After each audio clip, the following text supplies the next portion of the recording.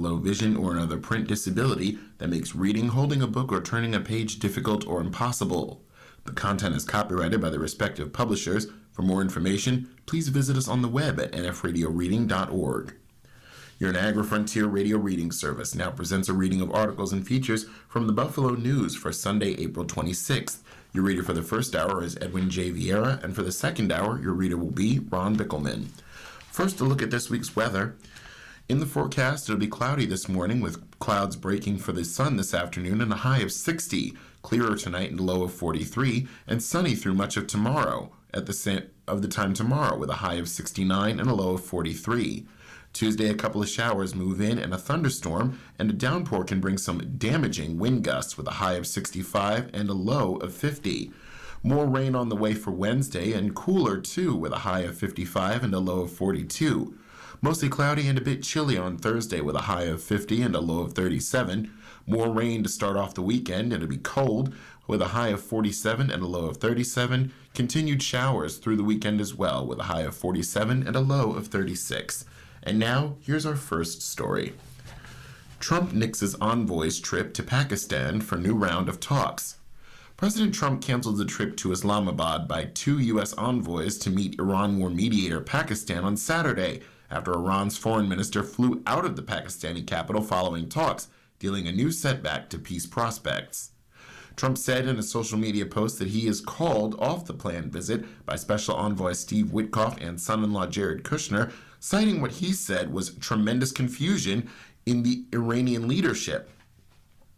Too much time wasted on traveling, too much work. Besides which, there is tremendous infighting and confusion within their leadership. Nobody knows who's in charge, including them. Also, we have all the cards, they have none. If they want to talk, all they have to do is call, he wrote. Iranian Foreign Minister Abbas Araghchi had earlier left Islamabad without signs of a breakthrough in talks with Prime Minister Shehbaz Sharif and other senior officials. Shared Iran's position concerning workable framework to permanently end the war on Iran, have yet to see if the U.S. is truly serious about diplomacy, Araghchi said. On social media, Araghchi had met with Sharif and Army Chief Field Marshal Asim Munir about what he called Iran's red lines for negotiations. He said Tehran would engage with Pakistan's mediation efforts until a result is achieved. Tehran has ruled out a new round of direct talks with the United States, and an Iranian diplomatic source said Tehran would not accept Washington's, quote, maximalist demands. At an impasse.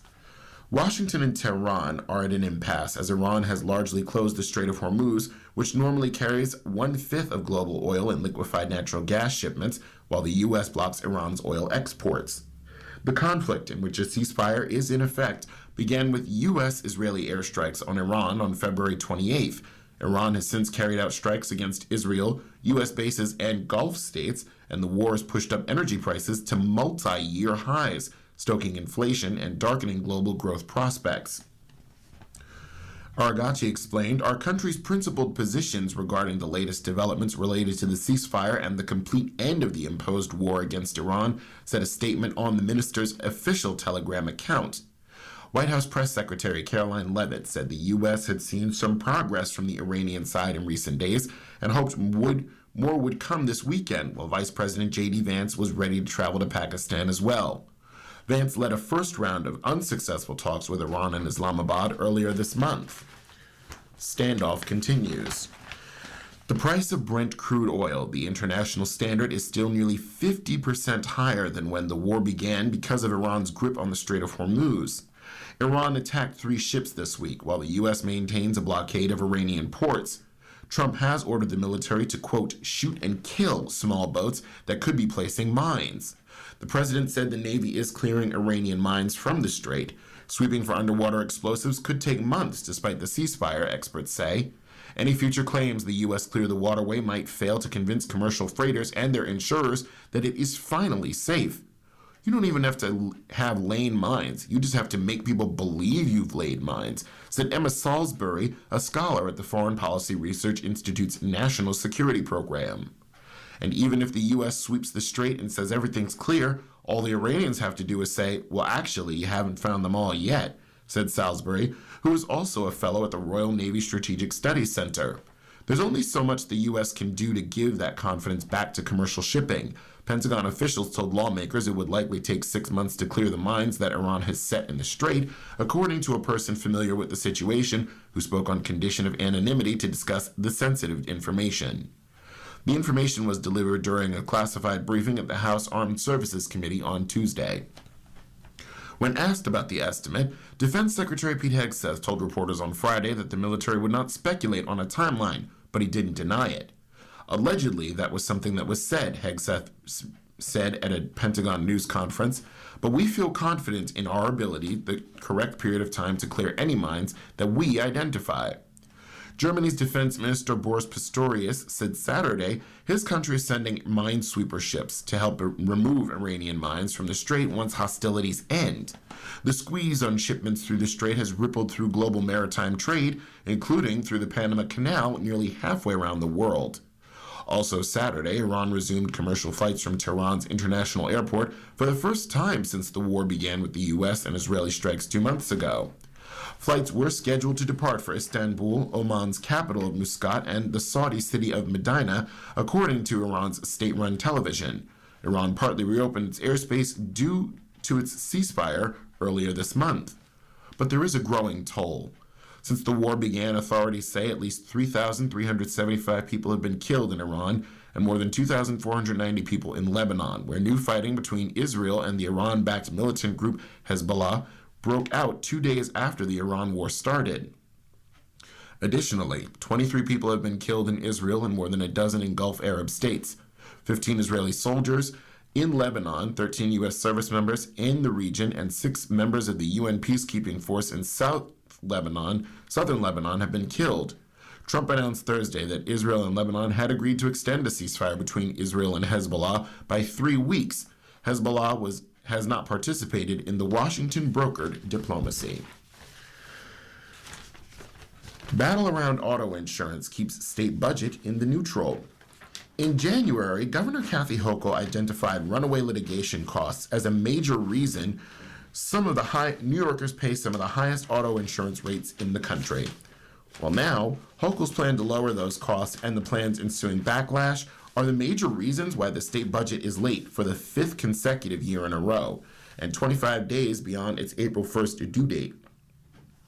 Hochul's plan is to reduce the number of lawsuits and rampant fraud she contends are driving up insurance prices. She contends fewer lawsuits and fraud cases will cut collective costs to insurers, which in turn will lead to lower premiums for consumers. To drive down litigation, Hochul aims to prevent scofflaw drivers and plaintiffs who are more than 50% responsible for crashes from collecting civil damages for pain and suffering.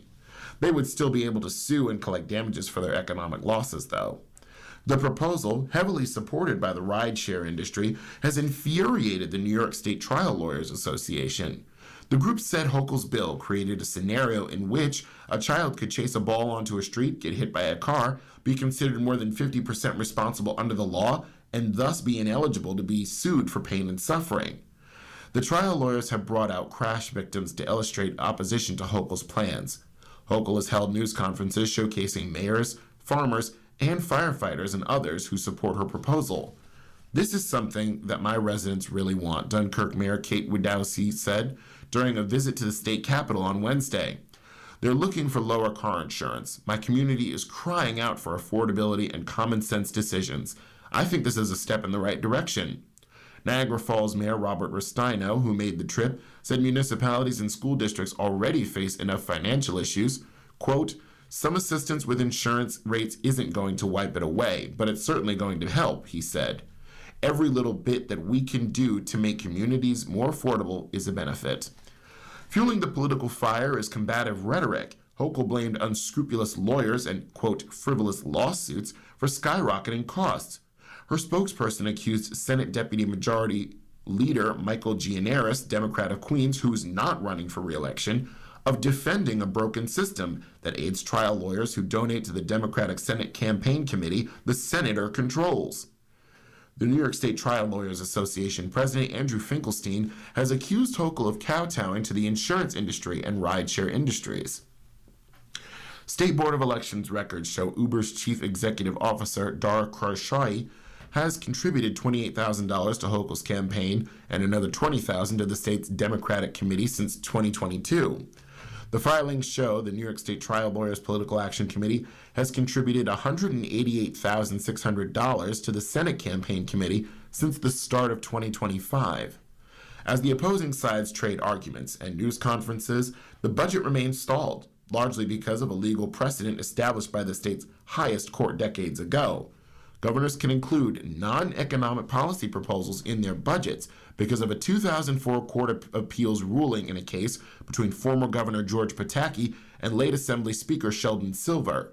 It means conversations about dollars and cents can't get started until state leaders have agreed on the policy proposals, according to Assembly Speaker Carl Heastie, Democrat of the Bronx, who, along with Senate Majority Leader Andrea Stewart Cousins, Democrat of Yonkers, negotiates the budget with Hochul. This year, all indications point to the auto insurance debate as the top sticking point, even if neither Hochul nor the legislative leaders acknowledge it. The debate over auto insurance costs derived from a universally acknowledged problem. New Yorkers' overall expenses were too high. In pushing an affordability agenda in an election year, Hochul looked to chop costs in several areas, including auto insurance costs. In her State of the State address on January 13th, Hochul proclaimed that New Yorkers paid an average of $4,000 in auto insurance costs per year, some $1,500 more than any other state. Not because New Yorkers are doing anything wrong, but because rampant fraud and runaway litigation costs are jacking up prices, she said.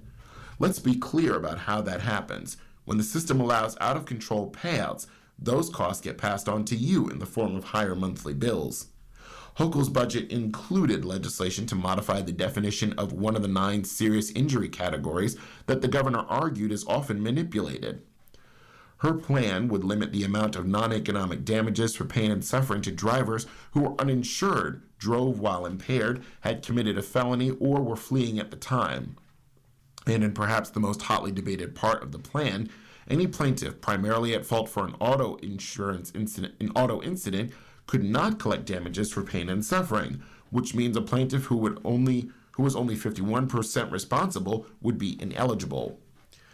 If that gets put in place, the court system is going to get so clogged up because in every single case where the insurance companies think they might be able to put 51% of fault on our client, they will take all of those cases to trial instead of reasonably settling them, said Kate Fertoletto, president of the Western Region affiliate of the New York State Trial Lawyers Association, which covers Erie, Niagara, Chautauqua, and Cattaraugus counties. Heastie said he remained concerned over the inclusion in Hochul's plan, but acknowledged trades and concessions without elaborating. People with knowledge of budget negotiations said Hochul dropped another facet of her plan that would have allowed defendants in multi-party cases to be held responsible only for damage they caused, not damages caused by unrelated defendants. Hochul said she modeled her auto insurance proposals on states like Florida, where she said costs dropped 15% over 2 years. My expectation, and the only motivation I have in pursuing this, is to see premiums decline, Hochul told reporters Tuesday. What we expect will happen is that we start removing some of the unique aspects of New York, which is liability laws that end up with enormous jackpot payouts in court that you don't see in other cases. That is a huge driver. The Buffalo News reached out to a number of major insurance companies, including Progressive, Allstate, and Geico. Progressive Insurance spokesperson Jeff Seibel said the company had a history of supporting initiatives that address core costs drivers in automobile insurance in New York and were supportive of legislation to reduce fraud and lawsuit abuse in the state. Allstate spokesperson Davis Roberts said similar reforms in Florida led to a 13% drop in auto insurance rates over the last 6 months. Governor Hochul's proposal is an important step toward improving insurance affordability in New York, the spokesperson said. And Geico referred the Buffalo News to the American Property Casualty Insurance Association, an insurance industry group which in a statement said it strongly supported Hochul's proposal. The group said targeted reforms in states like Florida have already shown progress in reining in lawsuit abuse and restoring balance to the system. None of the insurance industry representatives said they would cut rates if Hochul's plan became law, which the trial lawyers say is no surprise. We agree insurance costs are too high, and there's a reason it's too high. It's not the lawyers and it's not the lawsuits, Fertoletto said. Hochul keeps talking about Florida. Florida is one of the most unstable insurance markets in the country. What she's saying and the actuality of it all doesn't make sense, and it doesn't go hand in hand. Fertoletto noted a study by the independent research company Weiss Ratings, which was commissioned by Citizen Action of New York. It found that in 2025, insurance companies in New York closed 48.3% of private auto passenger liability claims, 1.3 million out of 2.7 million claims filed, without issuing a payment, continuing a two-decade trend. Since 2005, the report found the share of claims closed without a payment jumped 44%. The study noted that since 2015, large New York insurance companies made $42.3 billion in investments and other income, which exceeded $27.9 billion in net underwriting gains. New York's auto insurance challenges cannot be explained solely by fraud, litigation, or market conditions, the study said. Instead, they reflect more complex interaction of claims, handling practices, regulatory priorities, and financial incentives. You're listening to a reading of today's Buffalo News on your Niagara Frontier radio reading service. The time for our morning listeners is 9:16 a.m. For our afternoon listeners, the time is 4:16 p.m. And now on to a front page feature. She followed the rules. She was still detained. Advocate for migrant farm workers fled domestic violence in Mexico. Dolores Bustamante walked into her appointment Wednesday morning with Immigration and Customs Enforcement knowing there was a good chance she would be detained. She went to the ICE office at 250 Delaware Avenue against the advice of her attorney Jose Perez, who wanted to find a legal route to forestall her arrest, if possible. I told her there's a 95% chance they're going to take you into custody, Perez said in an interview Friday. She said she was going to go anyway. In a blog post published the day before the appointment, Bustamante, a well-known advocate for the rights of migrant farm workers in New York, explained why. I will go to the check-in because I've always done things the right way, and I still want to do things the right way, she wrote. I don't want to hide. Bustamante, age 54, has lived in the United States since 2003, when she fled domestic violence in Mexico and sought asylum, according to supporters and the public statement she published before the appointment. She spent years fighting deportation while working on apple farms in Wayne County. Since that time, she's become well known for her work as an advocate for the right of farm workers and immigrant families. She attended the scheduled Wednesday morning appointment. A group of supporters, including teenagers, her grandchildren, came with her, carrying signs and standing vigil outside the ICE offices downtown. Bustamante was indeed taken into custody by ICE officers. Soon after, she was transported to a facility in Youngstown, Ohio. As of Friday morning, an ICE database of detainees indicates Bustamante is being held at the Richwood Correctional Center in Louisiana. She's doing okay health-wise. She's understandably very frustrated at her detainment, Perez said. ICE did not respond to her request for comment. Carly Fox, a Rochester area friend, who said she's known Bustamante since 2012 and has worked alongside her since her first deportation fight in 2014, said Bustamante is, quote, fearless and courageous and absolutely incredible. She said Bustamante received notice through the ICE monitoring app April 11th, directing her to report to the Buffalo office April 22nd. Fox said Bustamante has been compliant with weekly check-ins through the app since 2020. Fox described Bustamante as an unusually outspoken figure in farm worker communities, where many immigrants are reluctant to draw public attention to themselves. Meeting someone like Dolores is pretty outstanding, Fox said. It's really scary to speak up when it's not your country. Before the appointment, Bustamante wrote she feared detention and deportation, but said living in hiding would be worse. She wrote that she had spent more than a decade trying to remain in the country through legal channels and that she didn't want to disappear into the shadows. I have been in court for more than 10 years trying to do things the right way, she wrote. In the same post, Bustamante described a life built in New York around agricultural work, family, and community. She wrote that she had worked from sunrise to sunset year-round in orchards, that her children and grandchildren are in the United States, and that she wanted to remain in Wayne County, where she has become involved in church and community groups. Fox said Bustamante's public advocacy stretches back years. after a 2014 traffic stop that brought her to the attention of immigration authorities, Fox said. Bustamante became involved in organizing efforts around farm worker rights and law enforcement cooperation with Border Patrol.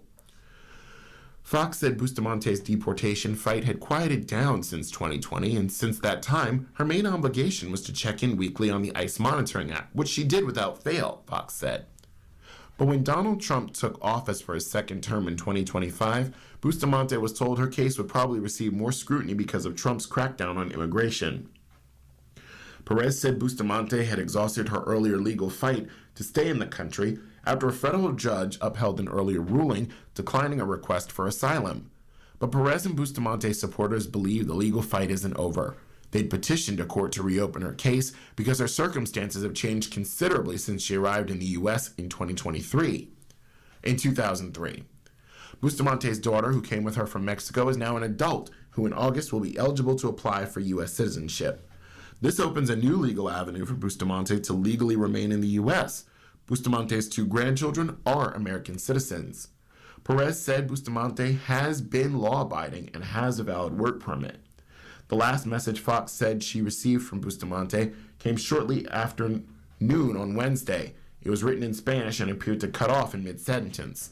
"I can't call," Fox read from her phone as she translated into English. "I'm locked up. They have me locked up here. I can't use..." And now on to international news. New public outcry tests Putin in wartime Russia. Some Russian influencers recently released public appeals to President Vladimir Putin criticizing his government and policies, and a number of his loyalists even threatened a revolt, the latest wave of public outcry over the country's strained wartime economy and mounting internet restrictions. While none of this dissent indicates an imminent threat to Putin's rule, analysts say it presents a new and growing challenge for the Kremlin. Greater and greater effort needs to be spent on maintaining the status quo, Mark Galati, an expert on Russian politics who heads the Mayak intelligence consultancy, wrote in an analysis. Here's a look at the public outcry in Russia and what exactly is driving it. Influencers appeal. A 19-minute video by popular Russian blogger Victoria Bonya has received 31 million views on Instagram since it was published around 10 days ago. In the video, Bonya, who has 13.6 million followers on the platform, complained to Putin that he was probably misinformed about some things. Local authorities' poor handling of recent floods in the southern province of Dagestan, the culling of livestock in Siberia that prompted protests from farmers, crippling internet restrictions, and strains on small businesses. Bonya, a popular Russian TV host who lives abroad, emphasized she supports Putin, but said ordinary Russians and his own officials are too scared to tell him the truth. "There's a lot you don't know," she said. "People are screaming at the top of their lungs now. They've been robbed of everything they have, and they continue to be robbed." Reactions to the video snowballed. Other Russian influencers aired similar sentiments in their videos, some of which were later deleted. In a rare acknowledgement of the public criticism, Putin spokesman Dmitry Peskov said Kremlin officials saw the video and that, quote, "a lot of work is being done on the issues Bonya mentioned." Communist Party leader Gennady Zyuganov, a longtime Putin supporter, lambasted the government Tuesday in a speech to parliament, saying his party had raised the issues before. He threatened a repeat of the 1917 Bolshevik Revolution if measures are not taken to deal with the problems. Forecasts of a revolt also have been regularly floated in pro-Kremlin Telegram channels and by loyal military bloggers. In the meantime, Russian state-controlled pollster VTS-IOM has reported a consistent decline of Putin's approval ratings in recent weeks. Data released Friday showed his approval at 65.6%, the lowest level the pollster has ever seen since the war in Ukraine began, down from 77.8% in late December 2025. Russia's top independent pollster, the Levada Center, also reported a slight decline in Putin's approval ratings from 85% in October 2025 to 80% in March. But the restrictions sparked discontent. Russians across the vast country have faced regular cell phone internet shutdowns since last spring. The authorities have justified them as a way to thwart Ukrainian drone attacks, but critics have argued that the outages are another step in a years-long effort to bring the internet under tight government control. The shutdowns came on top of sweeping, ever-growing internet censorship that over the years saw thousands of websites and platforms in Russia blocked or throttled, including the two most popular messaging apps, WhatsApp and Telegram. Authorities are promoting a new state-backed messaging app, Max, seen by many as a surveillance tool, while also blocking VPNs to stop widespread censorship circumvention. Public frustration over the measures elicited acts of resistance, including petitions to the presidential administration, a class action lawsuit against the government, a few street pickets, and multiple attempts to organize bigger protests that were quashed by authorities. The Kremlin appears unfazed. At a government meeting Thursday, Putin again justified the shutdowns as necessary to prevent terror attacks and urged authorities to better inform the public about restrictions. His remarks indicate that the security services are doing everything correctly, and it will continue for as long as they see fit, Tatiana Staninova of the Carnegie Russia Eurasia Center wrote in a Telegram post. 40 years later, and Chernobyl remains a dangerous place. The two explosions at the Chernobyl nuclear power plant came decades apart, in the dead of night. The first was at 1:23 a.m. on April 26, 1986, spread a cloud of deadly radiation that raised fears across Europe and shook the very foundations of the Soviet Union. Some say it led to its eventual collapse. The second was at 1:59 a.m. on February 14, 2025, and was blamed by Ukrainian officials on a Russian drone with an explosive warhead. It sparked new anxieties about Moscow's invasion of its neighbor, striking the site that symbolized so much suffering for Ukraine. What once seemed unthinkable, strikes on nuclear facilities and other hazardous sites, has now become a reality, said Ole Solonenko, head of a radiation safety shift at Chernobyl, which Ukrainians translate as Chornobyl. The drone hit the outer layers of what is known as the New Safe Confinement Structure, or NSC, the vast $2.1 billion arch-like shell that was completed in 2019 to enclose the original, hastily built concrete sarcophagus to keep the damaged reactor number 4 and its deadly debris from leaking radiation. Moscow alleged that Kyiv staged the attack. It sparked a fire on the structure, tall enough to cover the Statue of Liberty, but did not penetrate it, damaging an area with low contamination. Monitors detected no rise in radiation levels outside the arch and no one was injured. Still, the International Atomic Energy Agency warned that the damage could significantly shorten the arch's 100-year lifespan. For Klavdia Omlichenko, who works with 2,200 engineers, scientists, and others at the defunct plant, it's rekindled memories of a horrible spring day 40 years ago. Life near Chernobyl. Omlichenko was a 19-year-old textile factory worker in 1986, asleep at her home in Pripyat, where most of Chernobyl's workers lived. She didn't hear the explosion at reactor number 4 during a routine test. She woke to rumors of an accident, but only understood its scale weeks later, after being evacuated with a small bag holding her documents and some cosmetics. Her former home was now inside Chernobyl's exclusion zone, a 1,000 square mile area that remains uninhabited. Soviet authorities did not immediately reveal the scope of what became known as the world's worst nuclear disaster, which spewed a cloud of radiation over what is now Ukraine and Belarus and caused alarm across Europe. Dozens of people died in the immediate aftermath, while the long-term death toll from radiation is unknown. Omlichenko never found another home and came back in 1993 to work in the plant's cafeteria. That return wasn't as scary as now. Back then, at least, there was no bombing, she added. To her, the full-scale invasion in 2022 and last year's drone attack are more fearful than radiation. She said she got headaches after the 1986 accident and later had surgery for a precancerous condition, but at 59, she dismisses the risk of contamination. "We grew up in it," she said. "We don't pay attention to it anymore." Covering the sarcophagus. Yellow daffodils bloom beside wartime fortifications at the Chernobyl plant as workers in ordinary clothes with badges and special permits pass through the restricted zone. It has not produced electricity since 2000, when it was the last of 4 reactors was shut down. A global effort built the protective NSC, a landmark project designed to stabilize the site and enable dismantling of the crumbling Soviet-era sarcophagus covering the reactor. But Russia's invasion has put the project on hold. Ludmila Kozak, an engineer who's worked at Chernobyl for over 2 decades, was on duty when Russian troops seized the plant in February 2022. The staff kept operations running under armed guard for nearly 3 weeks, exposing personnel to radiation doses well beyond the limits of their normal rotation schedules. "We had no hope we would make it out alive," she said. Kozak said workers slept on floors and desks, with Russian soldiers occupying key areas. Equipment was damaged and stolen, she added. The troops also drove heavy vehicles through contaminated areas and dug trenches, stirring up radioactive dust.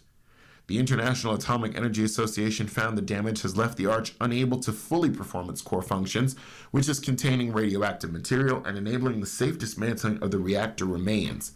Left unrepaired, the structure would gradually weaken, increasing radiation exposure risks to Ukraine and other countries. You're listening to a reading of articles from today's Buffalo News on your Niagara Frontier radio reading service. The time for our morning listeners is 9:30 a.m. For our afternoon listeners, the time is 4:30 p.m. And now on to national news.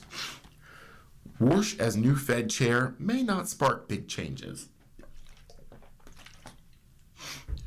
President Trump has made it clear he expects his choice for Federal Reserve chair to quickly cut interest rates once he takes office. Yet, Americans shouldn't pencil in lower borrowing costs for mortgages, auto loans, or business loans just yet. The odds of Kevin Warsh becoming chair by the time Jerome Powell's term ends May 15th shot higher Friday when U.S. Attorney for Washington, D.C. Jeanine Pirro said she would drop her probe into Powell over his testimony last summer about the Fed's costly building renovations. But should he be confirmed, Warsh still faces several hurdles to reducing rates, including rising gas prices that are pushing up inflation, questions about his political independence, and 11 other Fed policymakers who have a vote on the decision, with most of them not ready to make the cuts.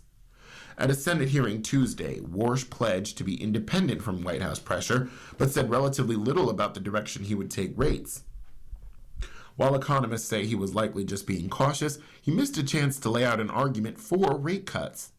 Warsh's stated outlook is much more consistent with an extended hold than additional cuts, Adiata Bahav, head of the U.S. economics of BofA Securities, wrote in a client note. Trump, meanwhile, has kept up the pressure. When asked last week on Fox Business whether he still expects interest rates to decline, Trump said, quote, "When Kevin gets in, I do. Interest rates should be much lower." But inflation remains a stumbling block. Warsh, who was a member of the Fed's governing board from 2006 to 2011, regularly argued for rate cuts last year as he sought Trump's nomination to replace Powell. But since being named in late January, he's kept quiet and hasn't made any public comments since the Iran war started February 28th. The war has pushed up oil and gas prices, which caused inflation to spike to a 2-year high of 3.3% in March, above the Fed's target of 2%. The Fed typically keeps its short-term rates currently at about 3.6%, elevated to combat inflation or even raises it. The Fed reduces its rates to spur more spending and hiring, and earlier this year, several Fed officials worried that a slowdown in job gains demonstrated the rate was too high. But in recent weeks, there are signs the job market may be stabilizing, possibly undercutting the need for a rate reduction. Christopher Waller, a Fed governor who voted in favor of a rate cut in January last week, expressed concerns rising inflation could mean the Fed would have to stand pat. He also suggested that with the unemployment rate at a still low 4.3%, rate cuts may not be necessary. And Treasury Secretary Scott Bessent said last week that if the Fed wanted to wait for some clarity before cutting rates, I understand that, a statement widely seen as providing some cover for Warsh to keep rates unchanged for at least a few months. For now, Wall Street investors see little chance for a rate cut until October 2027, according to futures pricing. But it's one and a dozen. Another challenge for Warsh is that he will be just one of 12 voters on the Fed's rate-setting committee, which meets 8 times a year to decide on whether to set its overnight interest rate. Most have indicated in recent speeches or votes that they're reluctant to lower borrowing costs with inflation as high as it is. The committee voted 11-1 to keep rates unchanged in March. This week, at a meeting likely to be Powell's last, the committee is widely expected to keep rates where they are. Stephen Moran, the governor Trump appointed in September, was the only official to vote for a rate cut in March and has voted to cut rates at every meeting he's attended. But Warsh will replace Moran. Another governor Trump named in his first term, Michelle Bowman, has also occasionally dissented in favor of a rate cut. But there's a larger faction on the committee that wants the Fed to start considering the possibility of hiking rates rather than cutting them. At upcoming meetings, according to minutes of their March gathering, members of the Fed's board typically seek to support the chair, former Fed officials say, but rarely can a chair single-handedly and quickly swing an entire committee in his or her direction. John Faust, an economist at Johns Hopkins and former advisor to Powell, said the last time a chair was able to achieve something like that was in the late 1990s, when then-chair Alan Greenspan famously persuaded the rest of the committee that rising productivity from the internet would prevent inflation from taking off, and so the Fed didn't need to raise rates. Yet that was after Greenspan had been chair for several years and had built support of the committee, Faust said. Warsh comes in with essentially none of the gravitas Greenspan had, Faust added. Instead, Warsh comes in with the baggage that Trump has really loaded on him. It's not Warsh's fault, but Trump has led to legitimate questions about whether he'll act independently. One way to establish independence would be for Warsh to not cut rates right away, economists have said. Ghost ships seen as vital to the Navy's future. The Navy is expanding its efforts in San Diego to develop small, fast, unmanned sea drones to help the U.S. adapt to the swift and dynamic ways naval warfare is changing throughout the world. The drones are designed to perform autonomously or via remote control while doing such things as stalking submarines, spotting mines, and serving as advanced scouts for aircraft carriers. Some also could be used to launch missiles and grenades. The Navy says human operators can precisely control a medium-sized sea drone if it is nearby. They can guide it hundreds of miles over the horizon using relay systems, and they can send commands thousands of miles using satellites. 2 years ago, the Navy created a new enlisted ranking called Robotics Warfare Specialist for people who can operate air, water, and ground drones, part of the movement toward creating a hybrid fleet. In January, 3 new drone divisions were established in San Diego, roughly doubling the research and development the Navy's been doing here. Developers are mostly focused on creating 16-foot boats that can be quickly reconfigured for a variety of missions and can be acquired for less than $1 million each. Sea drones extend our operational reach, reduce risk to personnel, give us attack options, and enable persistent surveillance in high-threat areas, Vice Admiral Brendan McClain, commander of Naval Surface Force Pacific Fleet, said when the new divisions were established. The surge was influenced by visits the Navy and Pentagon made last year to Ukraine to study the comparatively inexpensive long-range sea drones that country has used to destroy parts of the Russian fleet. The accomplishment shocked military planners everywhere. Currently, a small number of U.S. ghost ships, as the drones are often called, have moved from experimental to operational status. But the Navy projects that in 2045, approximately 150 of its 500 ships will be sea drones, some with the ability to operate underwater. The Navy says it will take a step in that direction this year when the San Diego-based USS Theodore Roosevelt becomes the first aircraft carrier to fully integrate an operational sea drone in its strike group for a major deployment. San Diego was made the primary center of drone development in recent years because it's home to the largest Navy complex on the West Coast and has a long history of innovation. It is the birthplace of naval aviation and helped develop the nation's first aircraft carriers. The city is also a gateway to the Indo-Pacific, where the U.S. faces tensions with China over the sovereignty of Taiwan, and the Middle East, where the U.S. is at war with Iran.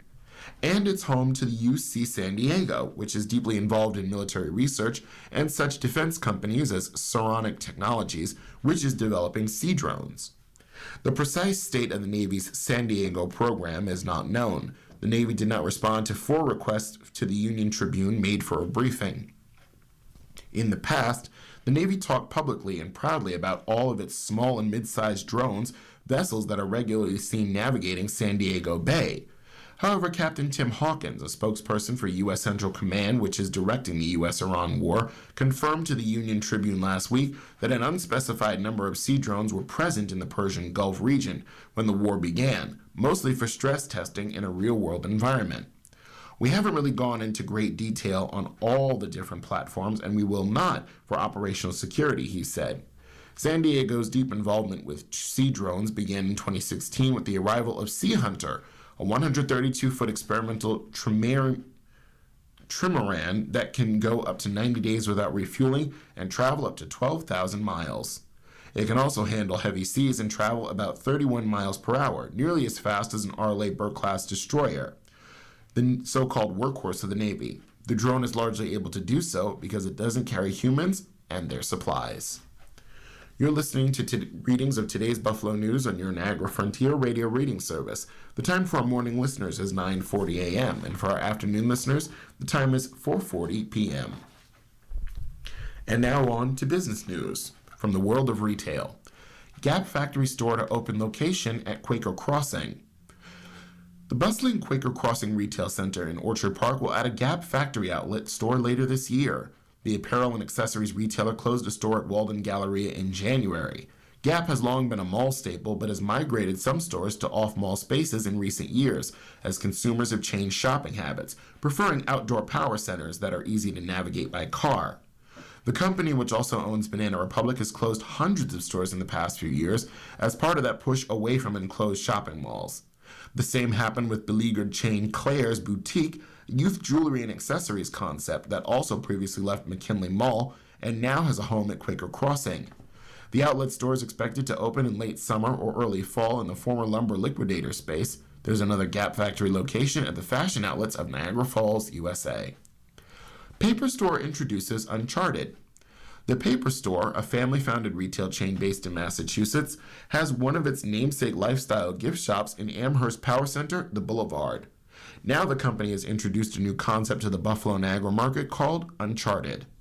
Described as more upscale than the Paper Store, Uncharted offers fashion, beauty, home decor, jewelry, and more. It's located at 5097 Transit Road in Clarence and is the third New York location after ones in Nassau and Onondaga counties. The Paper Store has more than 100 stores across the Northeast, Florida, Illinois, and Maryland. Dry Bar opens. Western New York's first dry bar has opened. The national hairstyling chain cut the ribbon last week on its latest location at 6011 Main Street in Williamsville. The company was founded in 2008 and rose to prominence with high-profile pop culture references.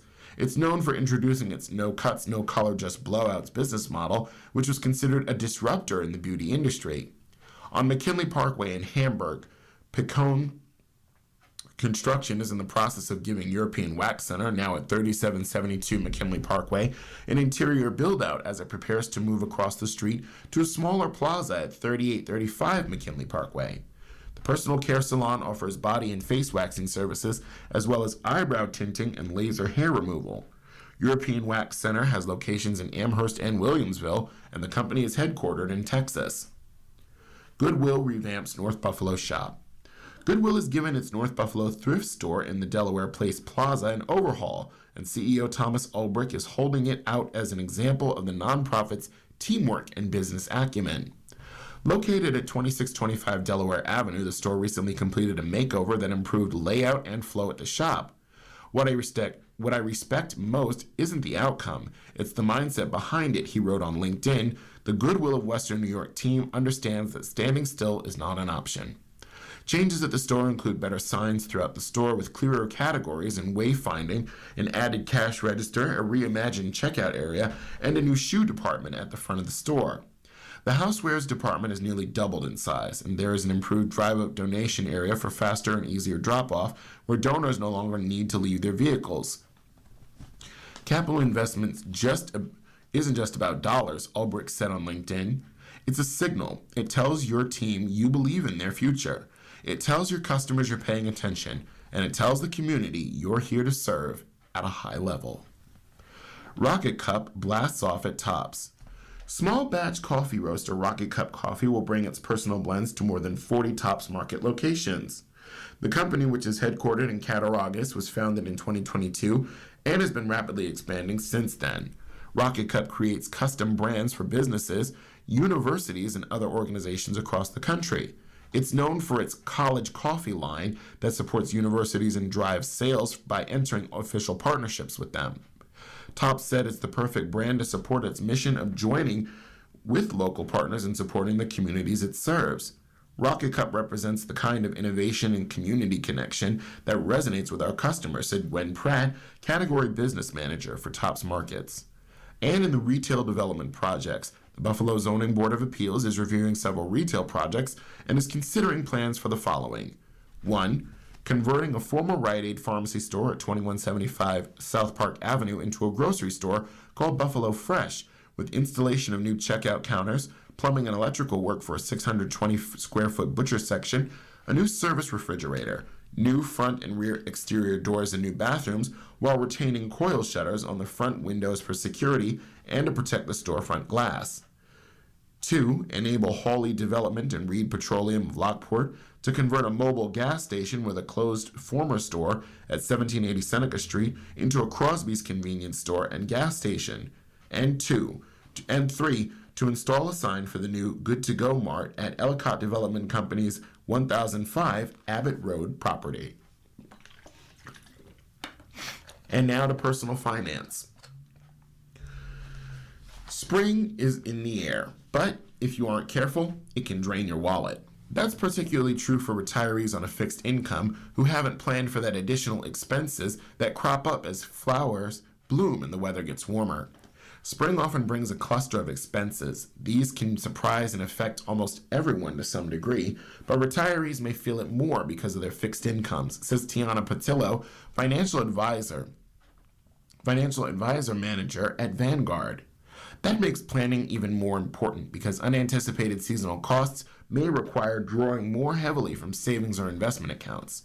Here's a look at 5 unexpected seasonal expenses and how you can manage them without derailing your retirement. Number 1, home maintenance.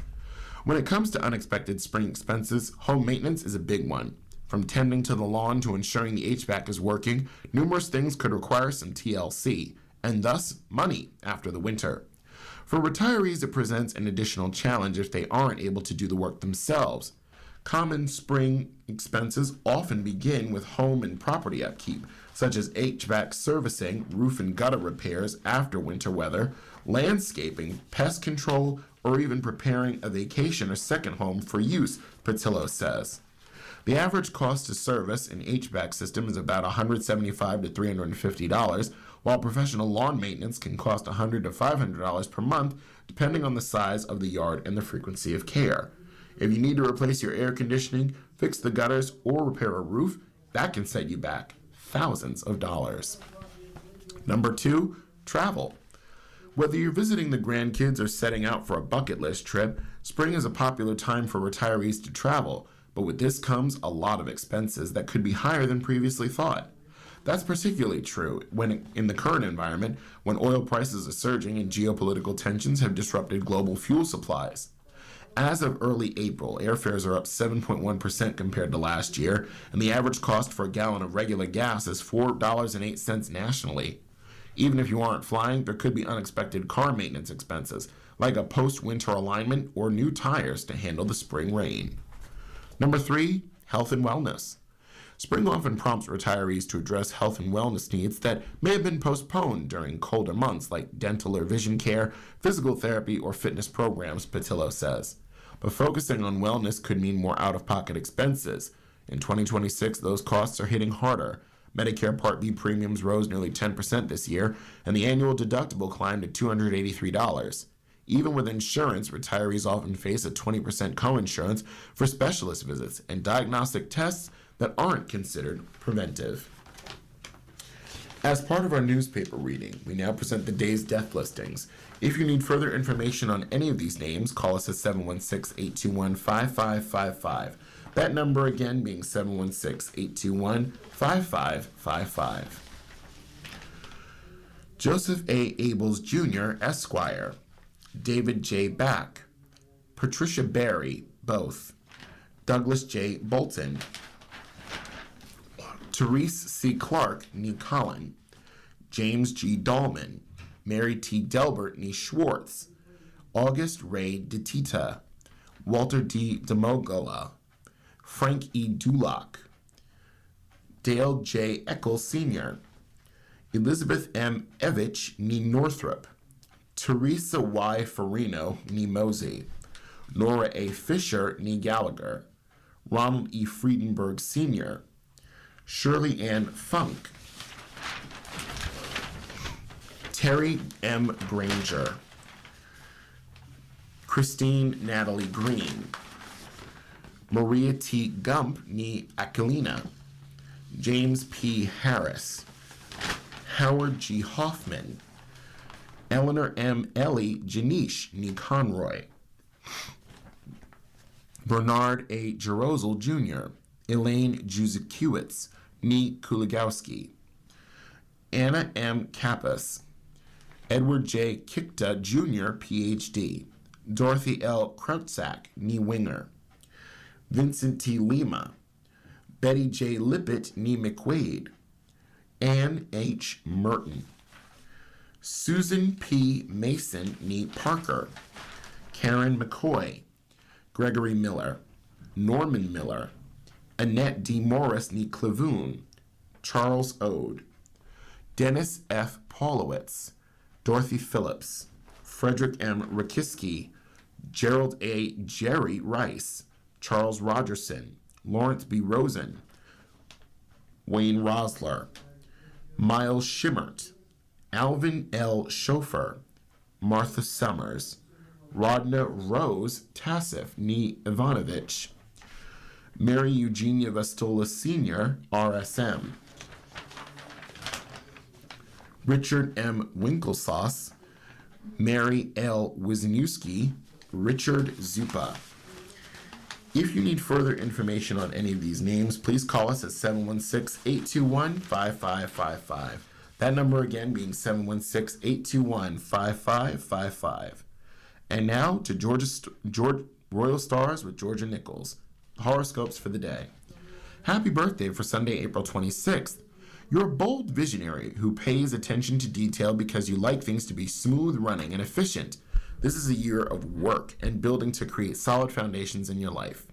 The stars show the kind of day you'll have, with 5 being dynamic, 4 is positive, 3 is average, 2 is so-so, and 1 is just difficult. Here we go. For Aries, you're having a 4-star day. This is a gorgeous day to socialize. Romance is in the air. Plus, you'll also enjoy the beauty of your daily surroundings. Make an effort to connect with others. Conversations with relatives and neighbors will be warm and friendly. Tonight, work. For Taurus, you're having a 3-star day. This is a feel-good romantic day. Some might choose to express your affection for some by buying them a gift. In fact, you have an ability to attract money and gift to you today as well. Tonight, play. Gemini, a 4-star day. This is a dreamy day, making you want to hang out with people who are compassionate and tender. You feel unselfish and spiritual. Romantic relationships will feel like you have found your soulmate. Tonight, relax. Cancer, it's a 3-star day. Your idealism is aroused today. This is also a popular time for you because you're more involved with others. Tonight, conversations. Leo, it's a 4-star day. You feel warm-hearted and friendly, which is why a friendship might turn flirtatious. Romantic vibes are everywhere. Meanwhile, remember that you look fabulous to everyone. Tonight, maintain your possessions. Virgo, a 4-star day. Today, the moon is in your sign, which heightens your feelings and perhaps makes you want to use your influence directly or indirectly to help someone. Tonight, you are strong. For Libra, a 4-star day. Not only is your appreciation of beauty heightened today, your affection for someone who is different is strong. This is a classic day to meet new people under unusual circumstances. Perhaps the person you're attracted to is a character. Tonight, privacy. For Scorpio, a 4-star day. Enjoy schmoozing with everyone today. This is a feel-good day. Many relationships will feel flirtatious. Tonight, friendships. Sagittarius, a 3-star day. People notice you today, and some know personal details about your private life. Meanwhile, this is an excellent day to enjoy the company of partners, spouses, and close friends because romantic vibes are sweet and special. Tonight, you're admired. Capricorn, a 3-star day. A work-related romance or flirtation might begin today. For others, feelings of affection for a coworker will be mutually rewarding. You also might look for ways to help a coworker. Others might rescue a pet today. Tonight, you will explore. For Aquarius, a 4-star day. This is a fabulous day for romantic encounters, social outings, and special dates. You'll also want to indulge yourself today. You might feel inspired by the arts, music, or poetry. Tonight, check your finances. And last but not least, Pisces, a 4-star day. Today you have a warm feeling in your tummy about family members, which is why you will want to help a relative, especially if they need your assistance. Remember, true generosity is giving what is needed. Tonight, cooperate. And for today in history, on this date, April 26th, in 1607, the date marked the formation of Jamestown as the first permanent English settlers landed at Cape Henry, Chesapeake Bay. The settlers made landfall after a 4-month journey, arriving at the bank of the present-day James River. The town and river were named in honor of England's King James I, who gave them the charter to establish the colonies across the eastern coast of what is the present-day United States. In 1865, John Wilkes Booth, assassin of President Abraham Lincoln, was shot dead by Union cavalry soldiers in Port Royal, Virginia. After shooting Lincoln, Booth fled to Maryland with the Union troops in pursuit. He met his demise at the hands of Boston Corbett in Port Royal after a standoff with soldiers. In 1933, Hermann Göring established the Gestapo, the secret police force of Nazi Germany responsible for acts of genocide and brutality. In 1954, filmmaker Akira Kurosawa's epic Seven Samurai was released in Japan. It is widely considered one of the most influential films in history and is one of the most adapted and remade movies. And last but not least, in 1964, Tanzania was established after the merging of African nations Tanganyika and Zanzibar. And now a brief reading from the Political Notebook, Sidebars on Politics. Trump freezes $344 million in Iran-linked crypto. The Trump administration has frozen $344 million in cryptocurrency it says was linked to Iran as the U.S. ratchets up pressure on Tehran. The move, first reported by CNN, comes as shaky diplomatic efforts to reach a deal to end the war continue to stall and the global economy reels from its impact. The administration has sought to increase economic pressure on Iran during the tenuous ceasefire. It's unclear if the large sum of money seized will have an impact on Tehran or its approach to the war and negotiations. Treasury Secretary Scott Bessent said Friday that the agency is sanctioning multiple wallets tied to Iran. We will follow the money that Tehran is desperately attempting to move outside of the country and target all financial lifelines tied to the regime, he said in a statement. The Iranian mission to the United Nations declined to comment. On Thursday, Tether, a digital currency company that facilitates crypto transactions around the world, announced it had supported the U.S. government in freezing the $344 million in cryptocurrency across two addresses after information was shared by several U.S. authorities about activity tied to unlawful conduct. A U.S. official told CNN that the government had information linking the currency to Iran. You're listening to a reading of articles from the Buffalo News for Sunday, April 26th on your Niagara Frontier radio reading service. We'll return for more readings after this short break. Your reader for this hour has been Edwin J. Vieira. Please stay tuned for Ron Bickelman in the second hour. Thanks for listening.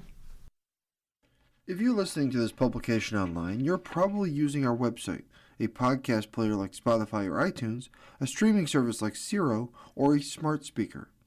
Did you know that we now have a dedicated app that can be downloaded to any mobile device, like a smartphone or tablet, for free? App users can conveniently access our live stream and any episode of our podcast easier than ever. To download the app, just type NFRRS in the search window in the Apple App Store or in the Google Play Store.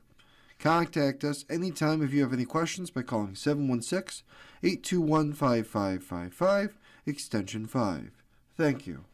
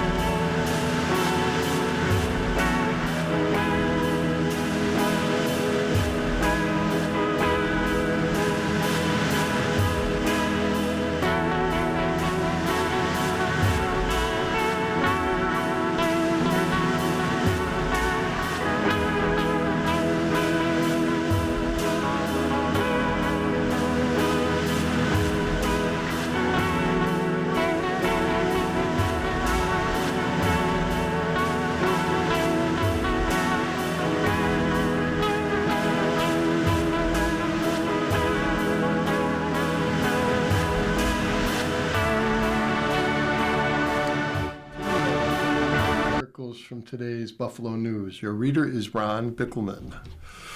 Controller must borrow for projects, appeals court says.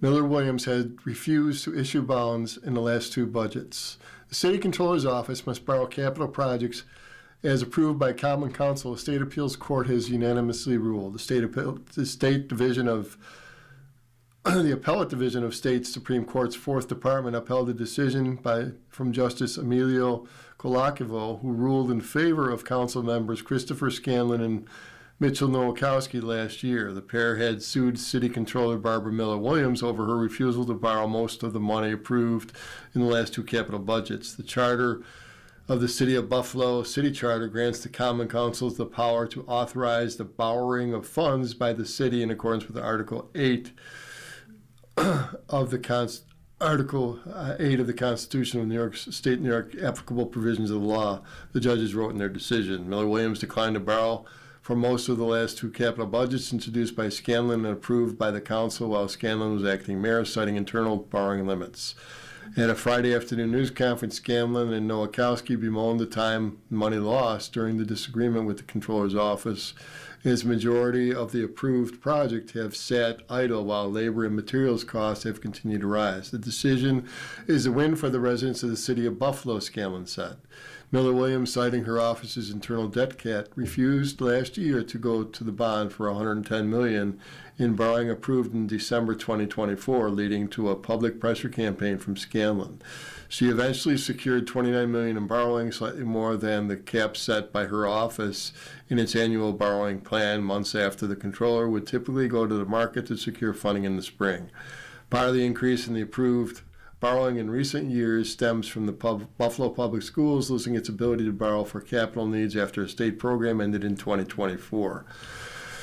With the construction season waning last year and Miller Williams continuing her refusal to exceed her office's debt cap, Scanlon and Nowakowski and their lawyers filed a lawsuit to force her hand in September. But Miller Williams, citing the bad precedent conceding would set and her duty to superintend the city's finances prescribed by the city charter, decided to appeal. In the news release from her office, Miller Williams said that she respects the role of the judiciary and acknowledges the determination of the appellate division, but continues to have serious concerns about the financial implications of increasing the city's capital debt given the current fiscal crisis. Nowakowski said many crucial projects have been unnecessarily put on hold, while Miller Williams repeatedly asserted her power she does not hold. As long as Miller Williams moves to issue the bonds as she has been ordered by the courts, Mayor Sean Ryan's administration will move forward on the 2 years' worth of projects.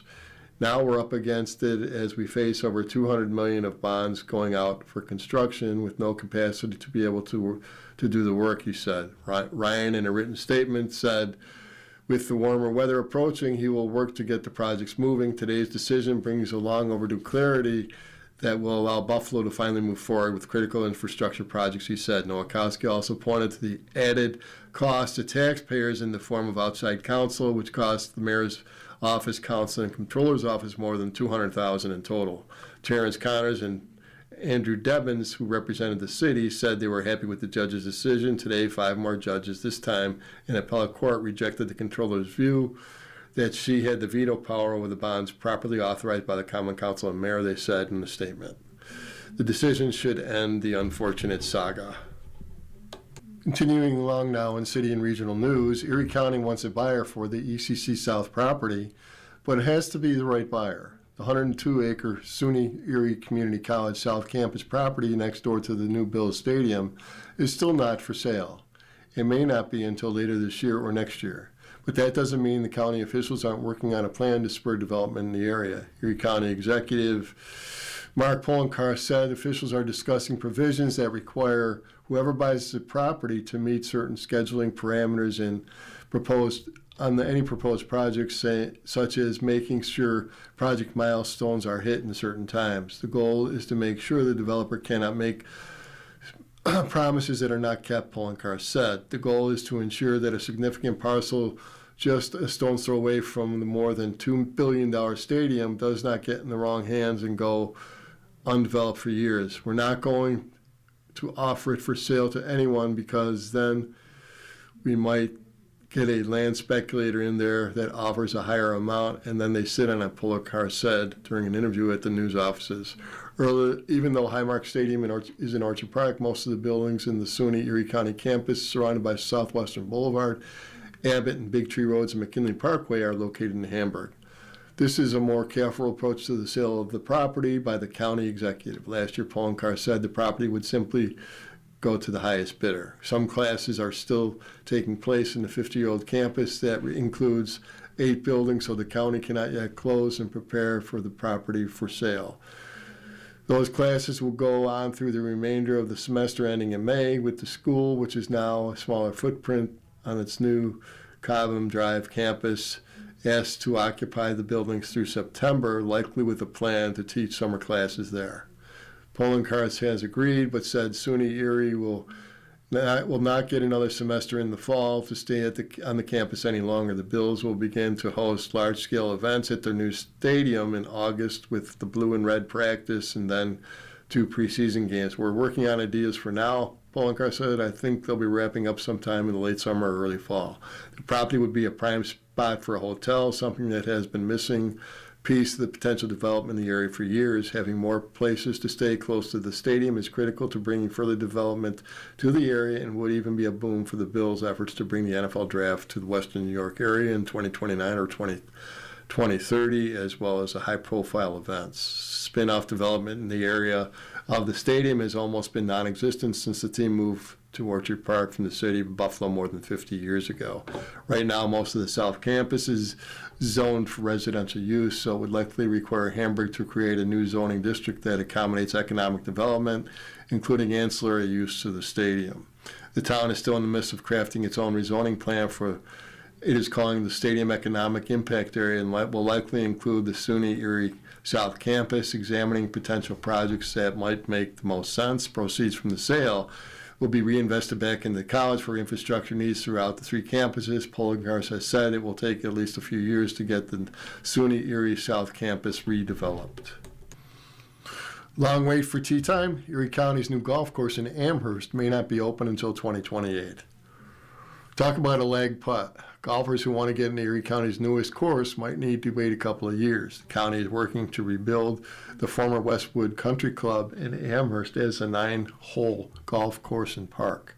The town of Amherst agreed last year to transfer the former Country Club property to Erie County, a step that ended the lengthy and well-publicized debate over the fate of the 170-acre site. While officials in the fall said they hope to open Willowdale Park and its golf courses in 2026 or 27 at the latest, progress on the project has fallen behind as the town and county await necessary approvals from state environment regulators. Preliminary work has begun at the future golf course, but it won't be playable until grass on the tee boxes, fairways, and putting greens has matured.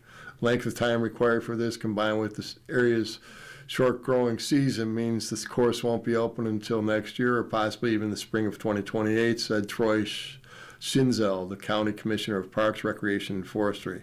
Even if our vendor finished the golf course late this year, which would be aggressive, probably most likely spring of next year, you still need 7 to 8 months to grow and get turf established, Schinzel said. So it could be a lag. Erie County Executive Mark Poloncarz remains bullish on the project, which will create the first county park in Amherst, and touted it in the State of the County address Thursday. I had hoped to have the park open this year. It's probably not going to happen this year, but we're moving it along, Poloncarz told the Buffalo News last week. The redevelopment of the Westwood site remains subject to a legal challenge brought by Dan Gagliardo, the Republican candidate for Amherst Town Supervisor last year. Gagliardo contends that Amherst Democrats didn't follow proper procedure in agreeing to hand the Westwood property over to the county. They need to go and do the right thing, Gagliardo said in an interview. Town leaders and residents wrestled for more than a dozen years over what to do with the site at the Westwood Country Club at Sheridan Drive and North Forest Road, which closed in 2014. By late 2021, the town had agreed to buy Westwood for $7.8 million from the Mensch Capital Partners, which had purchased Westwood property, and then Supervisor Brian Kolpa unveiled an ambitious proposal for Amherst Central Park development. Those plans ran aground, however, and the town found an exit strategy in a deal with the county. Town Board Democrats decided to sell Westwood site for $1 to the county, which would convert the 18-hole Westwood layout into a 9-hole golf course and passive park called Willowdale, not to the country club's initial name. The county said it would invest $9.1 million in the capital improvement of the park and cover the full maintenance and operational costs going forward. At a state news conference celebrating the pact in September, Poloncarz said that the project was a good deal for the town and the county and anyone who wanted to use the property for golf and other forms of recreation. He expressed optimism that the event and the park and golf course will be open by late 2026 or definitely by 2027. Cleanup needs state okay. Since then, some activity has taken place at the Westwood property, Schinzel said. Crews are working on an overhaul of the course's pro shop, weatherproofing the Westwood Country Club clubhouse, which will be preserved and fenced off as officials decide its future use. Ferry and golf landscape is able to mow, clear trees, and perform minimal irrigation work, Schinzel said. You can clearly see the golf course now. You can clearly see where the fairways and the greens and the tees and cart paths, he said.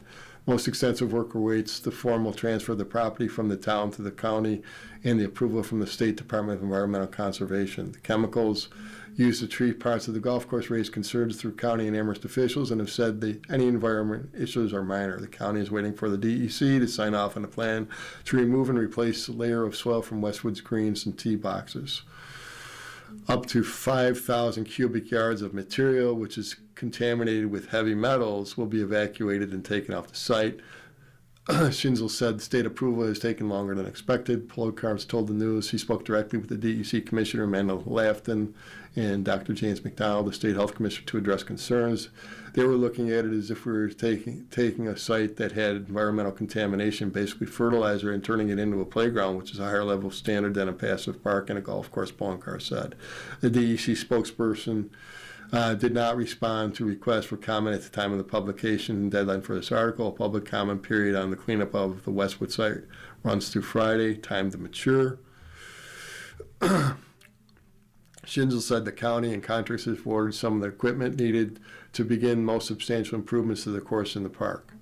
The county will reconstruct 9 of the 18 holes at the Westwood Golf Course and convert most of the rest of the property into a park accessible to walkers, cyclists, and many other users. Amherst, for its part, will grant money to build an inclusive playground, public space, and restroom facility on the 8-acre parcel that it will hand over to the county once the work is complete. Project design is wrapping up, and construction should begin later this year, according to the town.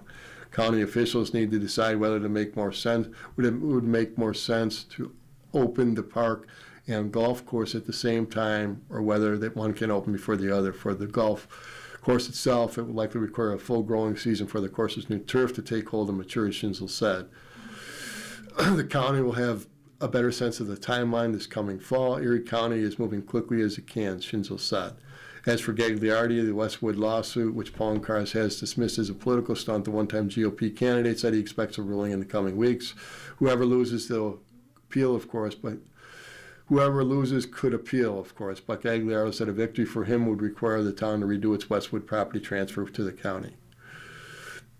He said he still wants to see an 18-hole course at Westwood, either operated by a private company or a vendor on the town's behalf for the town's benefit. At this point, the point is that they rushed to judgment. They did what they did because they wanted. It was an election year, said Gagliardi, who lost the Amherst supervisor's race to Democrat Sean Lavin. You're listening to a reading of articles from today's Buffalo News on the Niagara Frontier Radio Reading Service. The time is 14 minutes after the hour. Continuing along now with city and regional news. Artists' gritty photos remind us how far downtown has come. People complaining about the terrible state of downtown Buffalo should realize that things could be a whole lot worse. How much worse? Just check out photographer Diane Bush's exhibition at SEPA Gallery opening this Friday. Viewers will be both fascinated and repelled by Bush's gloomy images of empty streets, dirty storefront windows, and deteriorating signage. The only signs of life are provided by the few businesses that were open in which Bush was not allowed to shoot. The years were 1980 to 1981. In this part of Main Street, now Theater District, was just embarking on its transition to a pedestrian mall. Subway construction was underway. It was winter. I traversed this area a few years earlier in the latter part of the 70s as I commuted back and forth from Lockport to Buff State College, sometimes walking through Main Street on my way to the bus station. There wasn't much to see or do, though Main Place Mall was livelier then. But when the subway transition began, whatever stability that existed was disrupted. A local history buff and BTPM NPR afternoon host, Steve Cichon, wrote in his blog Buffalo Stories in 2016, in 1981, the area known for a generation now as Theater District was a block much more or less in disrepair.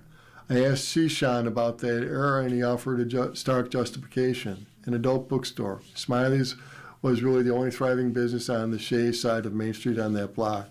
The city tried to close it down over and over and over again, so to me nothing says more about what the block felt like at this point. The depressing situation didn't stop Bush from pursuing what would become a MFA thesis project for University of Buffalo degree. In 1979, at age 30, she returned to her hometown after decades spent in the UK and was encouraged to go to graduate school to pursue a career she'd already successfully taken up in London.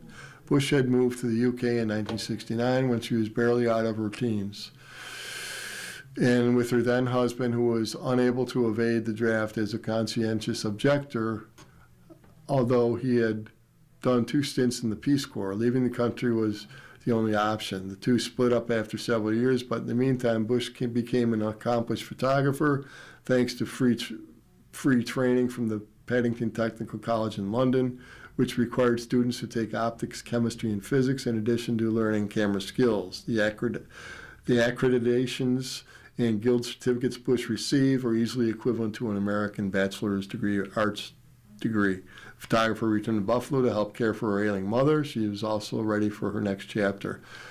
I had come up with this thesis project, Bush recalls. Even though I had always considered myself a fine arts photographer, I ended up doing so much street photography because in England that's where the opportunities were. Street photography wasn't popular in UB's arts department. It was a conceptual error, with many artist photographers choosing to use appropriated imagery rather than capture their own. Nonetheless, Bush proposed a street photography project, which eventually narrowed to Main Street between Tupper and the Chippewa Streets. 2 specific businesses, both now gone or moved, Singer's Gym and Hippodrome Billiard Hall, now on Hurdle, received the most of her attention. Singer's Gym was a secondary boxing incubator from which many careers were launched. It had a few locations, and this 629 to 33 Main Street was its last. The building was demolished in 1989 after a fire. A girlfriend of mine had a dance studio on the 2nd or 3rd floor of the building where Singer's Gym was, and she told me about the gym, Bush says. So I went down there, scared out of my wits, of course, and introduced myself. I promised that I would not use a flash or bother anyone, and Johnny Sudak, who ran the gym, let me come in and take photos. And since then, I decided I was going to concentrate the project on the Theater District. The backlighting is partly what distinguishes these photographers. Viewers will also notice a black border that indicates that the image is made using traditional film, not cropped or manipulated. They are typical of an era when a photograph was something you captured at what legendary artist Henry Cartier-Bresson, father of street photography, called decisive moment. Bush is a big fan of Cartier-Bresson, but she never returned to the street photography after her UB thesis show, which held at Essex Street Art Gallery, which then became Big Orbit Gallery and is now home of the Buffalo Institute of Contemporary Art. It's fitting that the second exhibition, 45 years later, is being held steps away from where the pictures were taken at CPA's Market Arcade headquarters.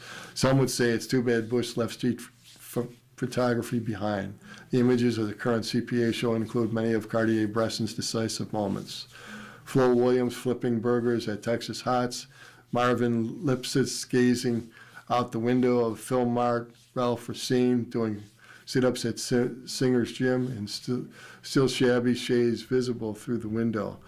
Cheryl Bellari conducting traffic as busy subway construction vehicles share the streets while with the NFTA buses. Bush kept track of all her subjects' names and made notes around the edges of the photographs with a China marker. Those notes will be visible in the show to which those whose subjects are still here have been invited. SEPA executive Ben Hickley was fascinated by Bush's images, which were made a year before he was born. SEPA has a reputation for being a forward-looking organization, favoring experimental work, he says. But we're 52 years old now. It's important that we begin to explore our own institutional history, and in some regards, Diane's work is a perfect expression of that. Diane Bush is now a proud 76 years old, hasn't lived in Buffalo for almost 20 years. She moved with her husband, Steve Baskin, to Vegas in 1977. Before retiring from full-time work, she was a cultural supervisor for Clark County, Nevada. She also held a teaching position in Buffalo and Las Vegas and has been included in dozens of solo and group exhibitions.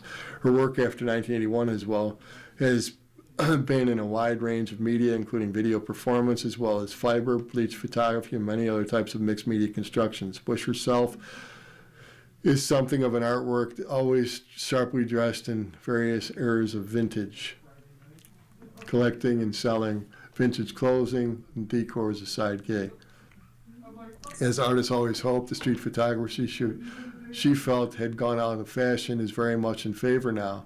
She's glad that Buffalo is getting another chance to look at itself in the mirror and gritty images provide. In Main Street, Buffalo, New York, 1980-81, a small-run catalog of the project produced by British nonprofit Chef Royal Books, Bush writes, I grabbed the chance to record history, pretty or not. The section of Main Street Bush trained her lens on is prettier now, some would say much prettier. There are much more theaters and better restaurants. Shays has expanded and cars share the roadway the subway initially displaced. It could be better. But when you look at 1981, downtown's incomplete evolution comes more into a flattering perspective. Saberhood aims to give fan base a mafia of its own, co-founders seizing on team success to launch movement.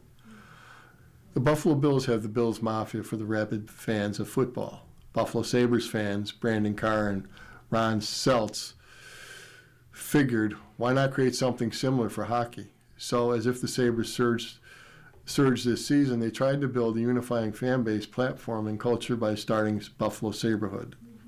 The co-founders have been getting like-minded fans together for every road game for almost 2 months. They'll continue the bar takeover watch parties for Game 4 on Sunday afternoon at Doc Sullivan's in South Buffalo after hosting Misters in East Aurora for Game 3.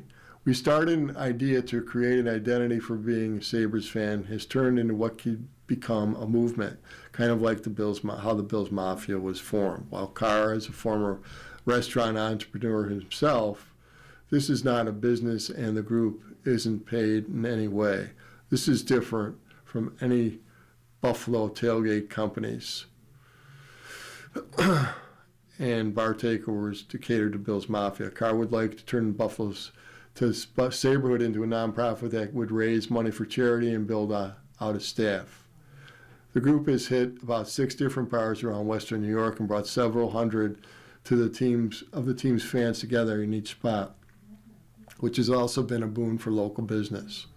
Just looking at the Bills Mafia and knowing the Buffalo sports fan, I had a feeling this would catch fire quick, said Carr, who owns a tech company, allowing him time to run Saberhood.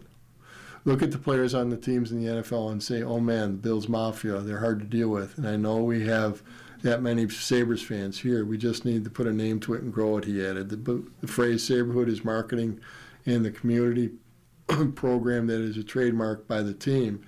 It became popular this season as a way to recognize the success of the Sabres. Carr and Seltz have ran with it as the group's name because they thought it would truly be representative of the fan base.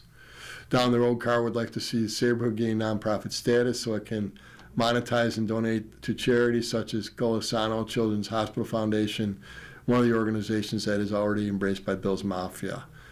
But that would likely take conversations with the Sabres, who would have to provide legal permission. Those discussions have not yet happened yet, and the Sabres have not reached out with any concerns, Carr said. It would take make it necessary to bring on paid staff. Much work that Carr has been doing now to handle some of the growth he himself would like to see at Current Sabre. The team has been rallying its fan base, using the term, calling the festivities during the home playoff games as Saberhood Block Party, which includes pregame party in the plaza and the game party at Canalside. It would really take off and be accepted as a collective for everyone to rally behind it. I would really love to support the Sabres saying, "This is great, go for it," Carr said. Now let's continue along with Asking Eric. Longtime massage therapist refuses to stop talking. Dear Eric, I have been going to the same massage therapist for about 15 years. I first met at a chain massage company, then followed them into a boutique massage business before they moved private services to their house. They have the same setup at home as a traditional massage company in a dedicated room. My appointments have been at their house for about 12 years. We obviously have gotten to know each other as somewhat friends over these years. They are an excellent skilled massage therapist and I value their abilities. My issue is that over the years my massage therapist has started talking to me more and more, and during the massage session, and occasionally talks to me the entire sessions. To get me talking, they ask questions that I feel rude not answering. Sometimes the questions relate to massage itself, like inquiries about the body parts that I'd heard previously. This conversation feels integral to the treatment, but interrupts the experience. But the topics also veer off into the mundane. I've tried starting my sessions by saying I'm tired and would like to just quietly drift off mentally, hoping they got the clue. But that seems to only last about 10 to 15 minutes before they ask me a question again. I've tried one-word answers or a mumble. I know I am still getting the physical benefits of the massage, but I am missing the mental benefits since I sometimes can't even recall afterward if they even massage a certain body part because I was mentally invested in the conversation. Since this is incrementally ramped up over 15 years, I don't know how to tell them I need critical questions, comments only without hurting. I don't know how to tell them I need critical questions, comments out only without hurting. Their feelings need to drift off. In every business or person relationship, especially in a long-standing relationship, it's important to be heard.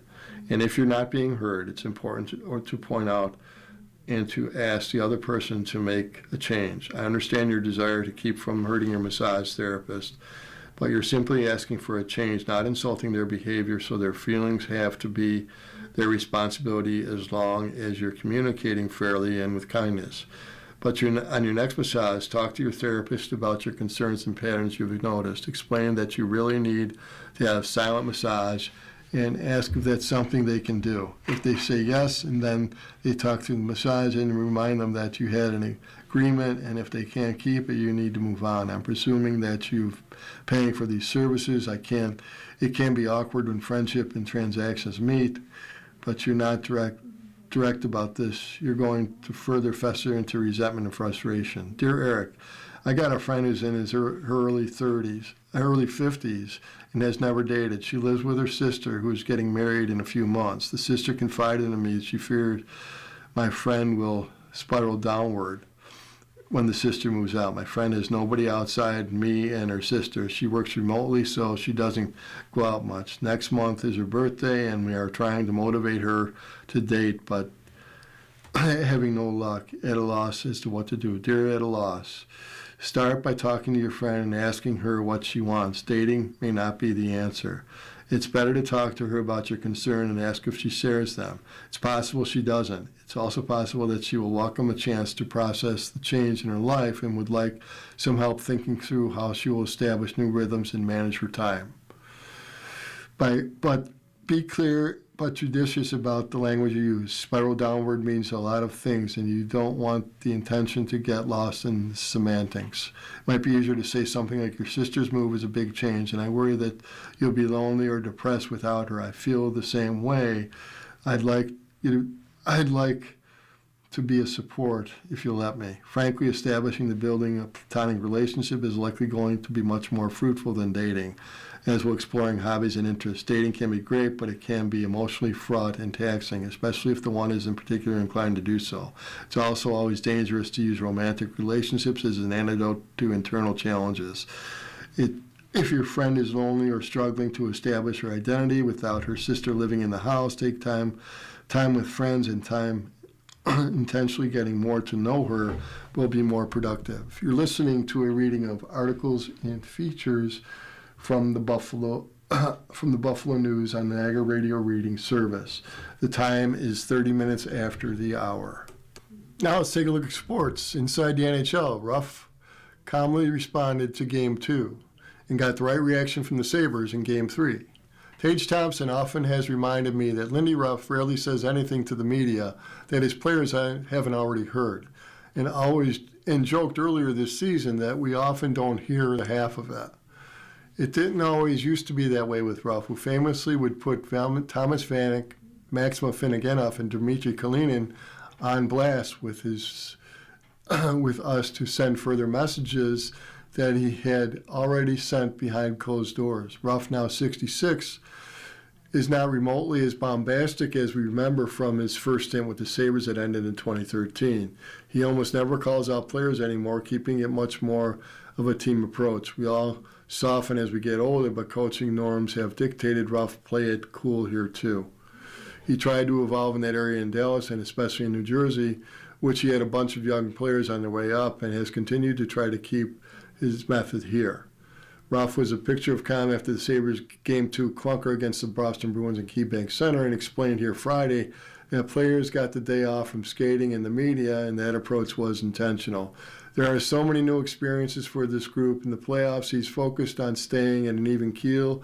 As exhilarating as the comeback victory was in the series opener, this was many players' first career playoff loss, and they had to handle it as well. He got the reaction he wanted in Buffalo's 3-1 victory in Game 3, well-earned victory from the Sabres into a 2-1 lead in the series, leading into Game 4 here in TD Gardens on Sunday at 2 p.m. I may have downplayed it a bit on the outside, but to a man, we didn't like the way we played in Game 2, Ruff said. We knew we could play a lot better. We could have the puck a lot more. We felt we could generate more. And I thought Game 3 we got to the point where we were starting to wear them out. Ruff then completely laid out a strategy for helping his players with their emotions and not creating any viral moments when he was talking to reporters at the podium. I didn't want to create any stress on the group, he said. I didn't want to give the guys any more questions to ask them about what went wrong. A lot of them played in their first playoff game in Game 1, and we have some guys play their first playoff game in Game 3. A lot of them played their first road playoff game in Game 3, so my understanding was let's not get too carried away. Back in the day, there would be times there Ruff seemed that was sparring with the media at a regular basis. He was never going full Tortorella, but in the late 2000s, Lindy specialized in simply walking out of a news conference when he was tired of lines questioning, especially when there were no cameras around to record those moments. Ruff said Friday he learned from his experiences about the emotional moments and joked to a Boston reporter that he used to argue with this corner plenty of times. Full disclosure, he was bang on, and some of our spats were downright hilarious in the rearview mirror, especially on the road. One night in Atlanta during the final week of the 2008-2009 season, a grievous Vanis turnover created an overtime loss to the Thrashers that damaged the Sabres' playoff hopes. We were waiting in the hallway to enter the room. We could hear full Ruff explosion at his players through the walls and closed doors, which is not pretty. Ruff said he has gone from talking to the team after every game to letting some losses lie. He'll talk to his staff and ruminate more about the result rather than instantly react. The players can hear about it the next day. Now the world that is his video sessions are still intense and pointed. But in the playoff run, Ruff is taking the measured approach, while first-year coach Marco Sturm is speaking calmly, but still coming off as a first-class whiner at times. I myself have to take responsibility for my action too at times, Ruff said. I think over the years, you've got to learn to be a better person, a better coach. I've adopted that more. Around the boards, the Sabres obviously have to fix their power play, which is 0 for 14 in the first 3 games of the series against Boston. It's a dark reminder of what happened in 2010 when they won the division title and were upset by the Bruins in 6 games. The 3 factors: blown 2-goal leads in Game 2 and 4, knee injury to Vanek in Game 2 that kept him out of the lineup in Game 6, and a power play that was 0 for 19 while the Bruins were 6 for 22.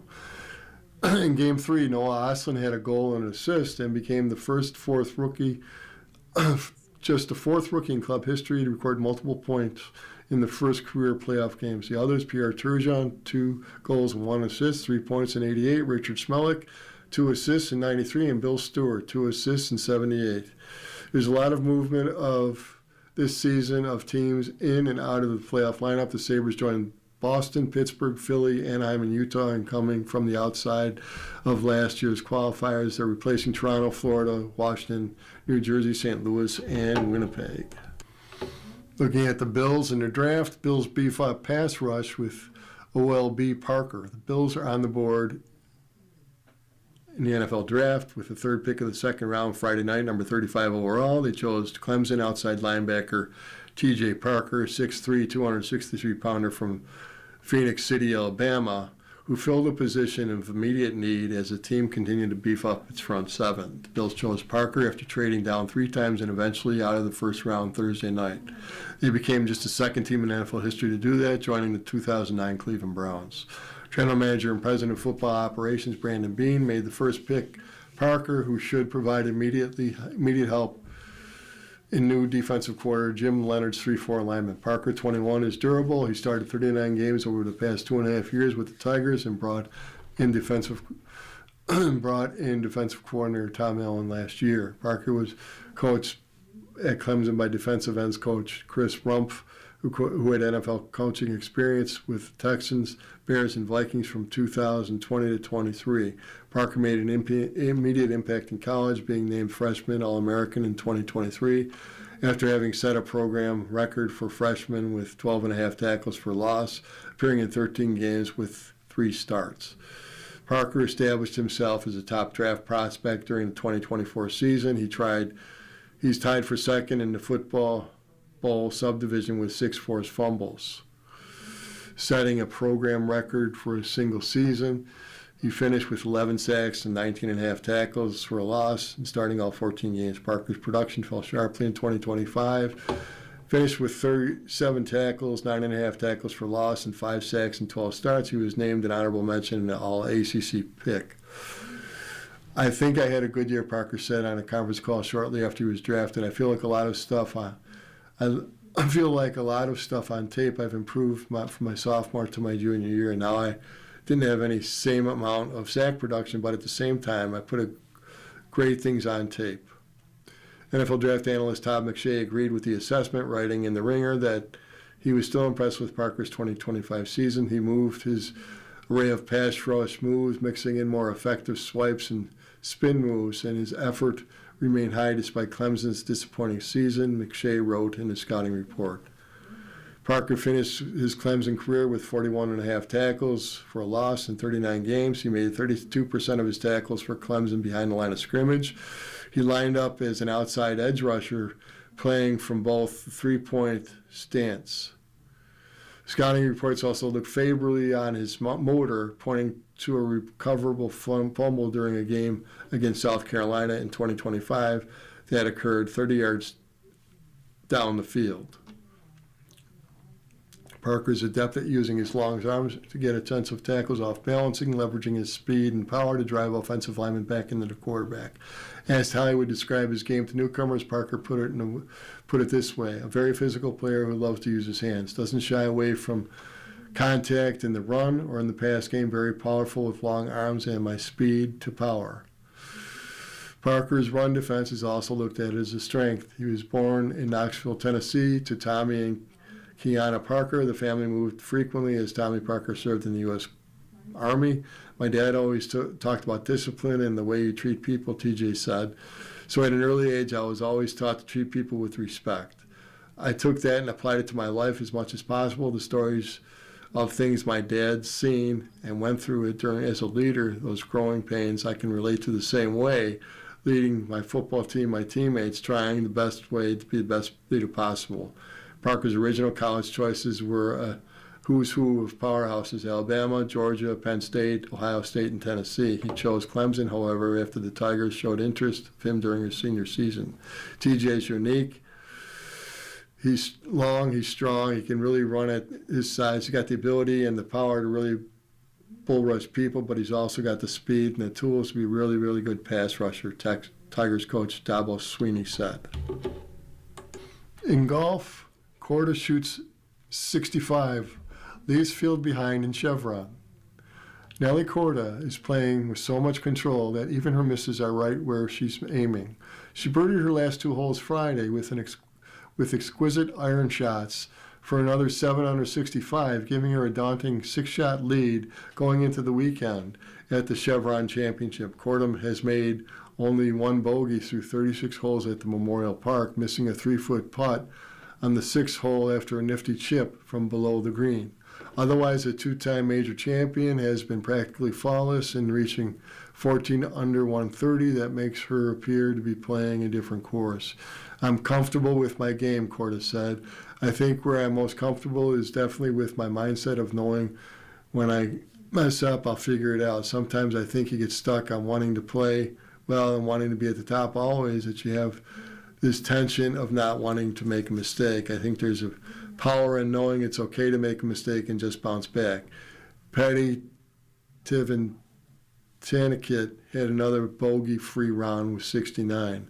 Another shot behind was Ina Yoon, 68, Ryan O'Toole, 68, and Texas junior Farrah O'Keefe, 69, one of 5 amateurs to make the cut. O'Keefe didn't get her invitation to the Chevron until after the Augusta National Women's Amateur 3 weeks ago, and she's making the most of it. She played bogey-free in the second round, though she only managed 1 birdie on the par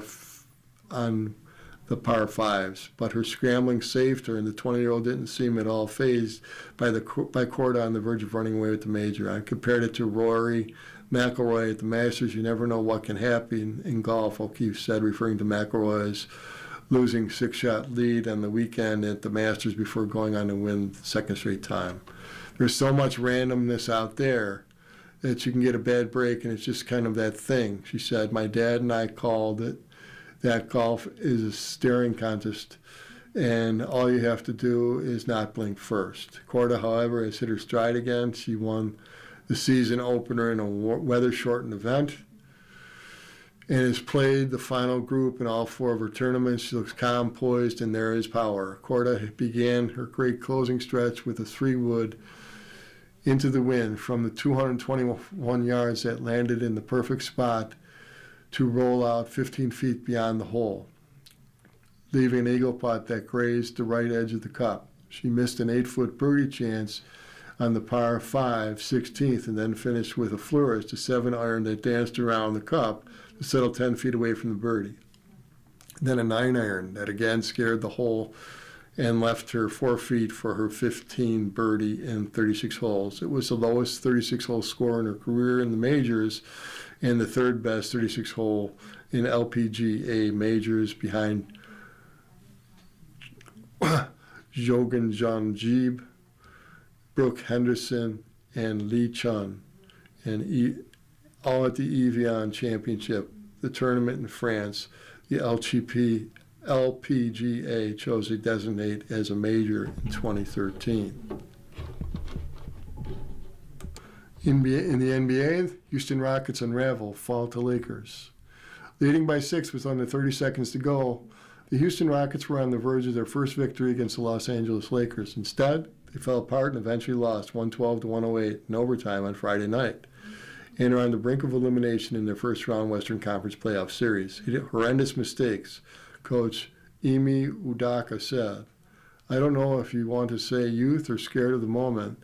Whatever the case, even with Kevin Durant out for the 2nd game of the series, this time with a sprained ankle after missing game 1 with a knee injury, the Rockets were in position to close out the game after LeBron James had consecutive turnovers that Houston turned into a 101-95 lead.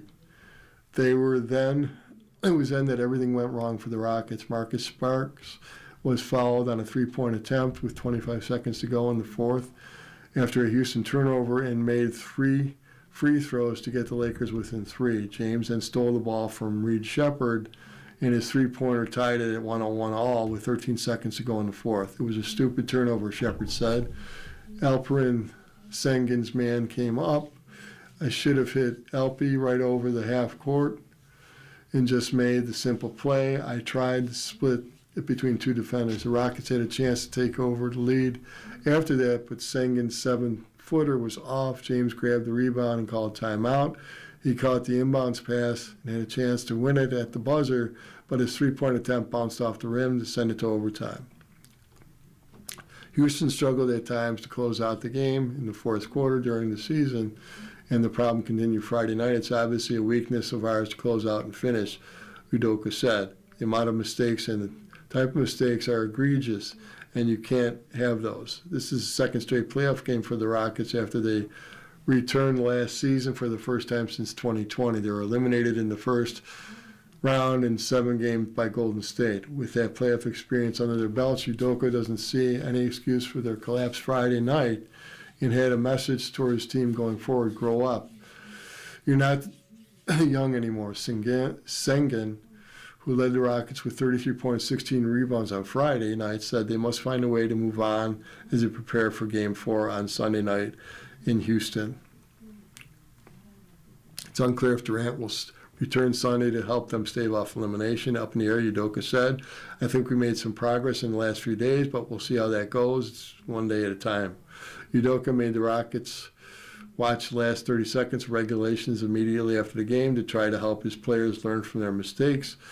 Then he told them to start looking forward. Now you've got to get one on Sunday, and don't let one beat you twice. Don't let this one beat you twice. Clearer picture. Bill's counting on a new play caller, versatile players to fix defense. With one answer during the nearly hour-long press conference 3 months ago, Joe Brady explained one significant differences we'll see from the Bills' defense. The scheme Sean Lance McDermott used during the 9th season, Orchard Park, is gone, and its replacement is better suited to stop the ever-evolving offenses in the NFL. No longer are you able just to know where guys are going to be when they're going to be there, said Brady, communicating his vision to the Bills' defense under new leadership. The vision started to become reality soon thereafter. Brady hired former NFL safety Jim Leonhard as his new defensive coordinator. Leonhard, the Broncos' secondary coach and pass game coordinator for the past 2 seasons, brings a modern version of Rex Ryan's 3-4 defense. For Leonhard's game plans to work, the Bills had to use free agency and the draft to find more talented, versatile players who can serve as unpredictable chess pieces, take control of games, and rather than coaching staff to adjust game in each week. For nearly 3 months since Brady's introductory press conference, we finally have a clearer picture of the players whom the Bills will count on to ensure Josh Allen has more opportunities to score points. We won't know until the regular season when the Bills' new brain trust actually made the right changes on defense, but it has been the focus of General Manager and President of Football Operations Brandon Beane's efforts since he traded for wide receiver DJ Moore. The wide receiver was no longer a priority in the draft once the Bills traded their second pick for Moore. Analysts who evaluate and grade eligible prospects keep suggesting otherwise, but they ignored the breadcrumbs Brady has dropped since shortly taking over after the scouting combine. To summarize Brady's comments, talented receivers do not matter to an NFL team if it's unable to stop the run. The Bills' defense ranked 28th last season in rushing yards allowed per game, 136.2. 6 times they allowed at least 175 rushing yards. 65 times a rusher gained at least 10 yards a carry, making the Bills' defense tie for the second worst mark. Too many of the Bills' defensive players, especially those in recent draft classes, Bills suffered injury, especially during McDermott's practices. His nickel-based defense had aging players who lacked speed and versatility. More often than not, offensive coordinators knew where the Buffalo best defensive players, such as Greg Rousseau, were going to line up. Predictability led to vulnerability. In-game adjustments sparked by creative blitz packages and coverage plans kept the Bills above water at times, but once again, the approach caused them to crumble in critical moments of big games. In the last 6 playoff losses, Bills allowed an average of 33.2 points per game and 413.5 yards. The new defensive coordinator was shaped by his 2 seasons working with Broncos. Vance Joseph, the coordinator of Denver's defense, confuses quarterbacks and frustrates play callers with the different looks he uses throughout games. Opponents will not see the same looks down in Buffalo this season. Brady's first note in Leonard's first note of Leonard in January 2025 as the Bills prepared to face Denver in a wildcard playoff game. The Broncos defense backs were aggressive, well-coached technicians. Leonard emerged as Brady's choice in part because of his vision and how he deployed players.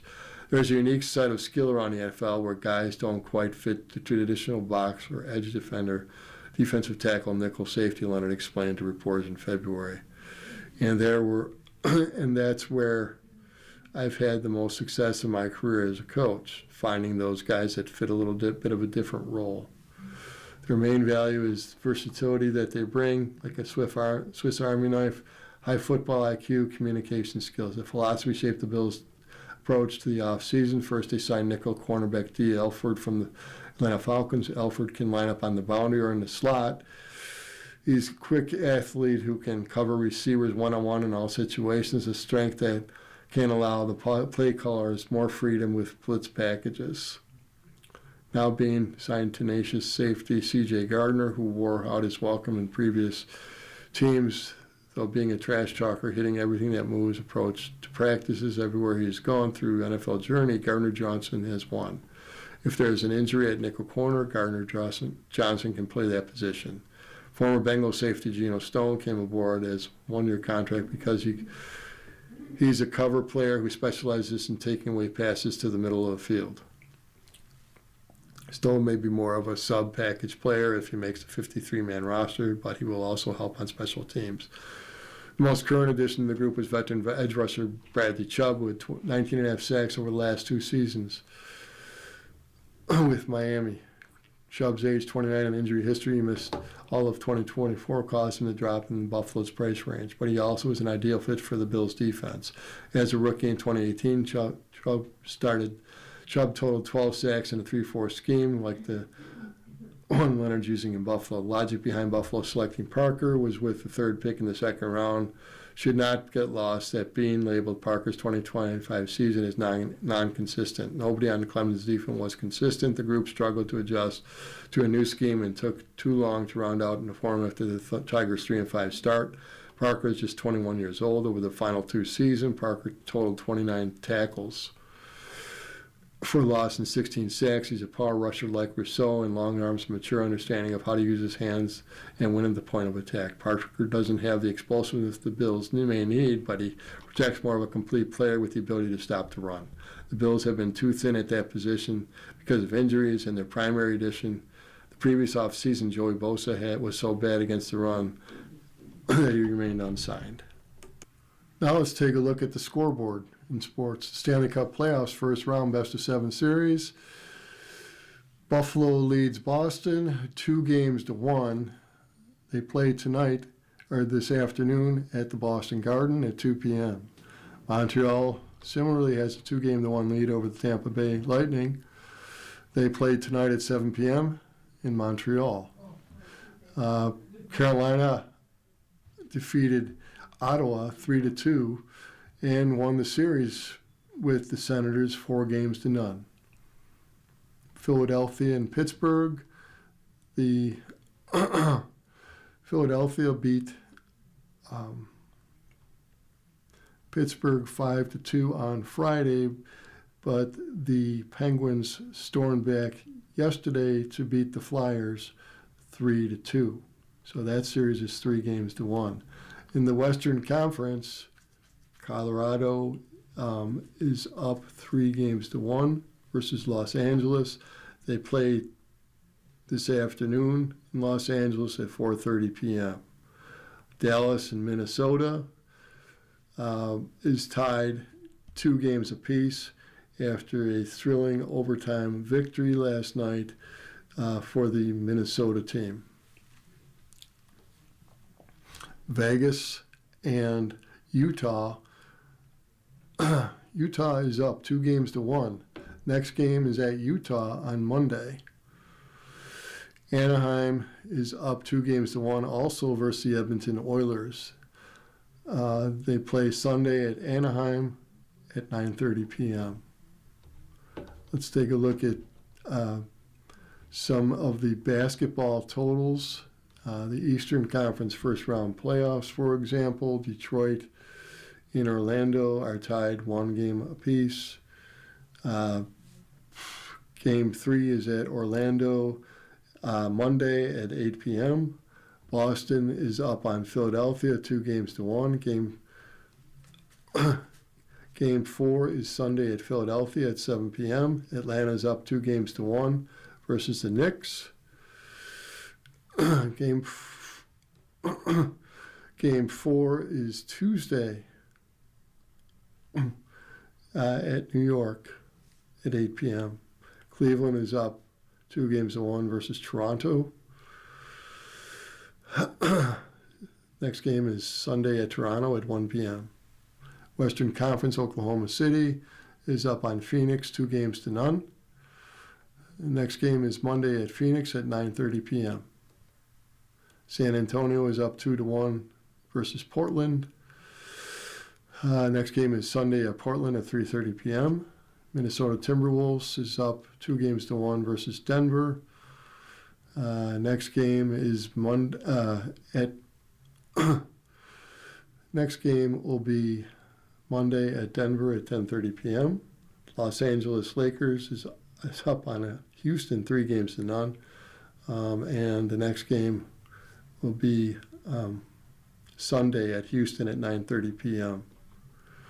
Let's take a look at some baseball. We have Major League Friday scores. The Reds beat the Tigers 9-8.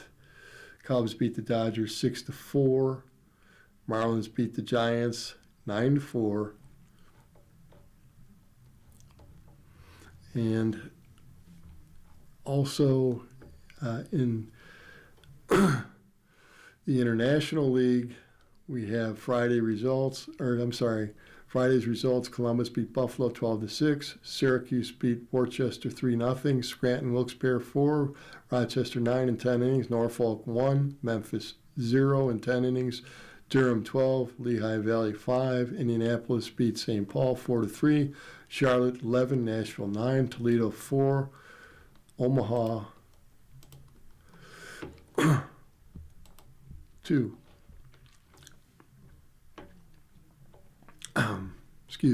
Jacksonville 6, Gwinnett 3, Louisville 5, Iowa 4 in 11 innings.